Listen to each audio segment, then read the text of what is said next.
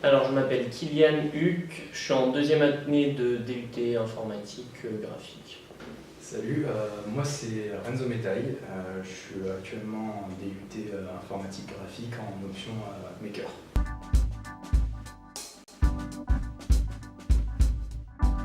Et bah, du coup, je m'occupe des décors. Alors, avec un collègue, on s'occupe de modéliser tous les éléments du décor, les étagères, plus particulièrement, nous on s'occupe du nid, des souris. Moi je fais partie de l'équipe qui fait les décors et plus particulièrement l'extérieur de la cabane.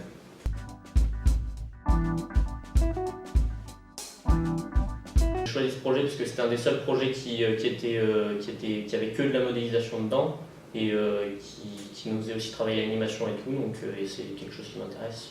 Parce que déjà à la base je suis parti en Maker parce que j'avais envie de faire plus de modélisation et c'était le projet qui proposait le plus de la modélisation et du coup tout naturellement je me suis orienté vers ce projet.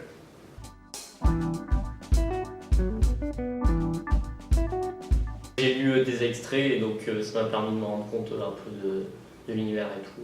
C'est un peu plus pour les enfants, mais l'univers est pas mal quand même.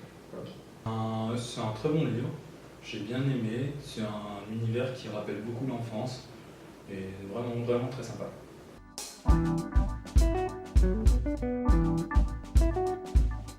Non, c'est ton premier. Ouais. Non, jamais fait des décors comme ça, surtout pour un teaser ou une production comme ça, non.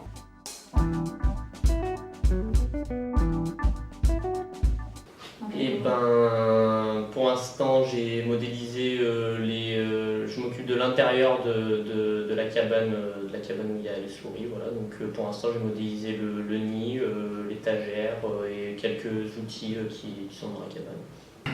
Alors, comme je disais, moi c'est surtout l'extérieur de la cabane.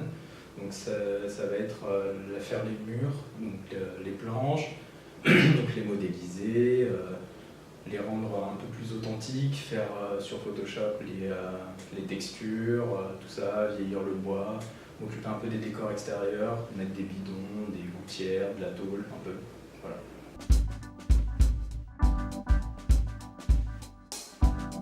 Pas particulièrement, mais ça va peut-être venir. Des difficultés, non, mais plusieurs choses qui m'ont demandé à beaucoup réfléchir, notamment comment faire un peu l'effet abîmé, faire des planches cassées, les modéliser comme il faut, les changer de place pour donner un aspect plus réel.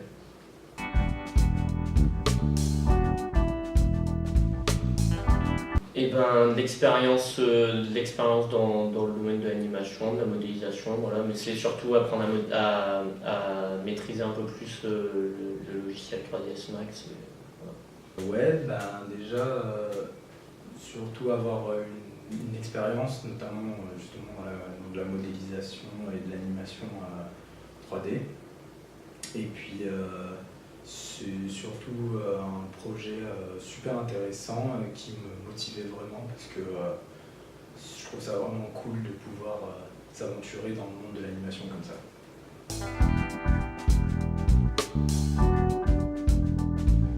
Alors d'abord on fait des croquis, enfin des premiers dessins pour se donner un peu une idée de ce qu'on veut faire. Après on commence à modéliser et après on peaufine la modélisation et on texture et puis voilà.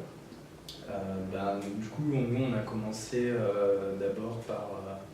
on savait qu'on allait du coup s'occuper de l'extérieur de la cabane, donc on a d'abord recherché des références graphiques, du coup des images d'extérieur de cabane qu'on trouvait plus ou moins intéressants et qui pouvaient coller au style de l'auteur. Ensuite, dès qu'on avait réuni assez d'informations, on s'est mis à dessiner un croquis, donc un model sheet, qui nous a servi de base tout le long. Et donc du coup après, il s'attaquait à la modélisation et ensuite au texturage de chaque mur, chaque objet.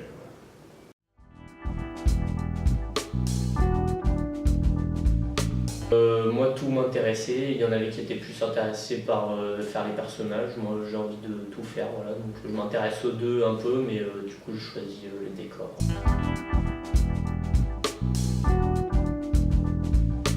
Pour le groupe décor, donc on est 4, on s'est séparé en 2 groupes de 2. Donc il y en a 2 qui s'occupent de l'extérieur de la cabane et 2 qui s'occupent de l'intérieur de la cabane, voilà.